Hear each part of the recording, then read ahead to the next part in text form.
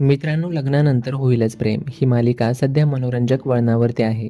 या मालिकेच्या पुढील भागामध्ये आपण बघणार आहोत की आर्या ही देशमुखांच्या घरी आलेली असते आणि रम्याला आर्याचं पितळ सगळ्यांसमोर उघडं पाडायचं असतं. त्यामुळे ती मुद्दामून आर्याजवळ पपईचा बाऊल आणून देते आणि आर्याला म्हणते की ही फळं खा. आता आर्या ही प्रेग्नेंट असल्यामुळे पपई तर खाऊ शकत नाही. त्यामुळे आर्या ही पपई खाण्यास नकार देते. आता लगेच रम्या ही आर्याला विचारू लागते, तू पपई का खात नाहीयेस आर्या? तुला आवडत नाहीये म्हणून की तू प्रेग्नेंट आहेस म्हणून?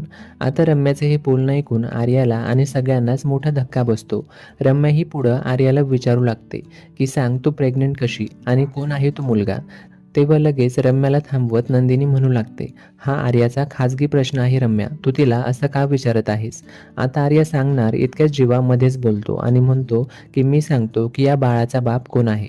आता सगळेच जण जीवाकडे वेगळा चेहरा करून बघू लागतात. आता जीवा हा सगळ्यांसमोर खरं काय ते सांगणार का, हे बघणं रंजकदार असणार आहे. तर ही मालिका बघत राहा आणि पुढं काय घडणार हे जाणून घेण्याकरिता चॅनेलला लगेचच सबस्क्राईब करा.